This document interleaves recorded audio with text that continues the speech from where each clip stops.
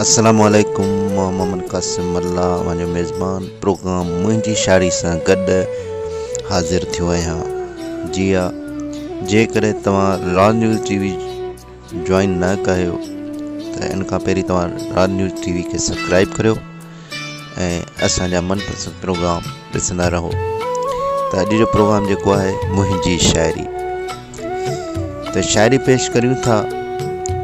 अॼु मां पंहिंजी शायरी पेश कंदुसि ऐं जीअं जीअं दोस्त मोकिलींदा रहंदा असां उन्हनि जी बि शायरी हिन ते मोकिलींदा रहंदासीं। त हीअ शायरी आहे मुंहिंजी पंहिंजी। वफ़ा जंहिं ॾेखारी सा तन्हाई आहे, वफ़ा जंहिं ॾेखारी सा तन्हाई आहे, बाक़ी ॿियनि जी हर पल कई जुदाई आहे। वफ़ा जंहिं ॾेखारी सा तन्हाई आहे, बाक़ी ॿियनि हर पल कई जुदाई आहे।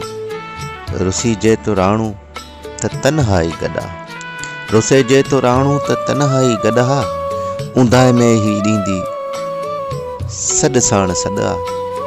रुसिजे तो राणू त तन्हाई गॾा, ऊंदाहि में बि ॾींदी सॾ साण सॾा।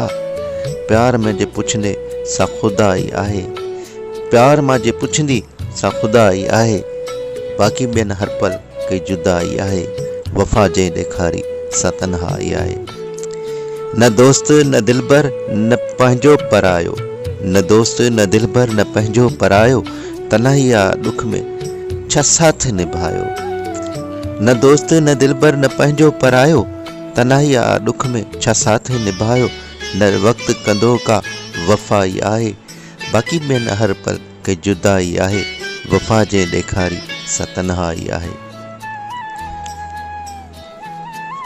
अहिड़ो को बि न आहे जंहिंसां हाल ओरियूं, अहिड़ो को बि न आहे जंहिंसां हाल ओरियूं, वही प्यार वारो पिरी चंग को चोरियूं। अहिड़ो को बि न आहे जंहिंसां हाल ओरियूं, वही प्यार वारो पिरी चंग को चोरियूं।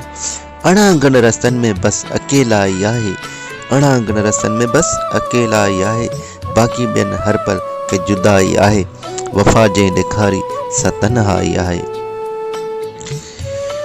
कासिम कुर्ब हाणे भला कंहिंसां कजे, कासिम कुर्ब हाणे भला कंहिंसां कजे, मला ॾुख मथां ॾुख हाणे कीअं सहिजे। कासिम कुर्ब हाणे भला कंहिंसां कजे, मला ॾुख मथां ॾुख हाणे कीअं सहिजे।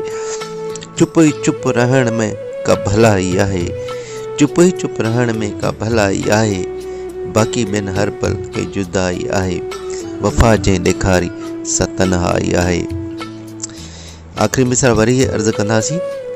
कासिम कुर्ब हाणे भला कंहिंसां कजे, कासिम कुर्ब हाणे भला कंहिंसां कजे, मला ॾुख मथां ॾुख हाणे कीअं सहिजे, मला ॾुख मथां हाणे कीअं सहिजे। चुप ई चुप रहण में का भलाई आहे।